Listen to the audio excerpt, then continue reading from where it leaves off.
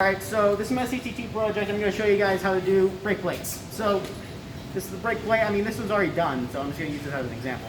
So anyway, when we're starting brake plates, first things first is safety. So, got gloves on, I got my mask and glasses. Even though I hate glasses, I'm going to use them anyway.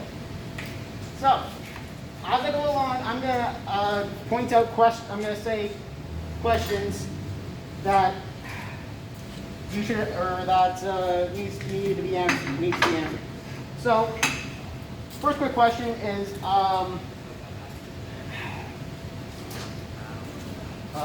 there's going to be some visual, and how many visual or just cues in general are you going to need for doing or cutting the brake plate?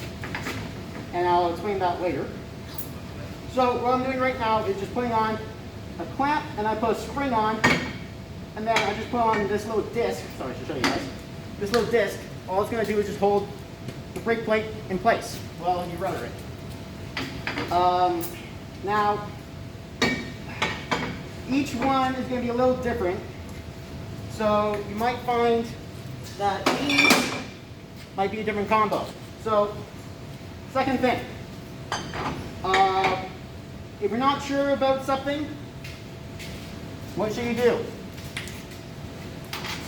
And, all right, so I just put on, if you want to come over here, you can look and see yourself. So, I got the two clamps, I got the spring, the plates here, and this is just a filler, just to hold in place. Now I'm going to use this, which is a reverse thread bolt. So, this is going to go on. I'm going to use the wrench and tighten it. There. Now, she's on good. She's golden like that I would say. Now, what you would do, I'm not sure if the power's on still.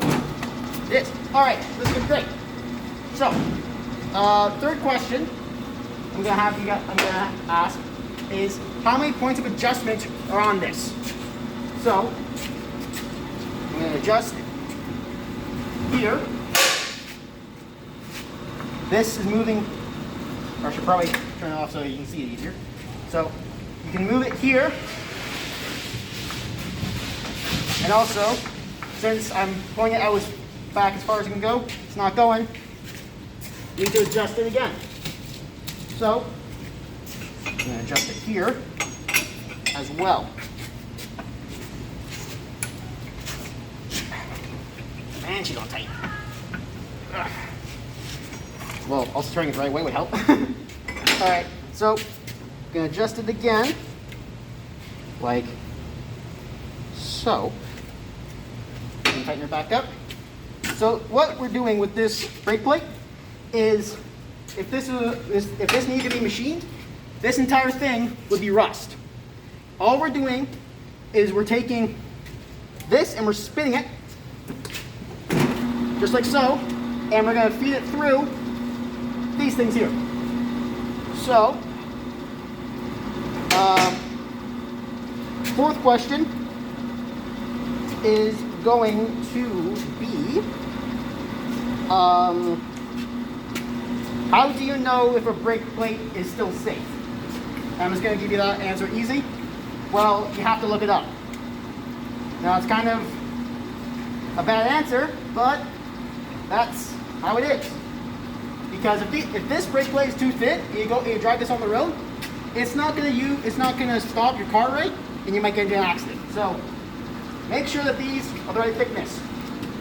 All right. So, for cutting, all we're going to do is I'm going to play with these knobs here, and they're just going to slowly spin in.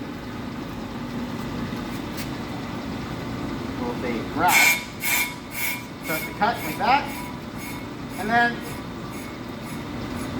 same on this side, just until you hear the cut and you see pieces of the disc flying off, and you see cuts on the disc.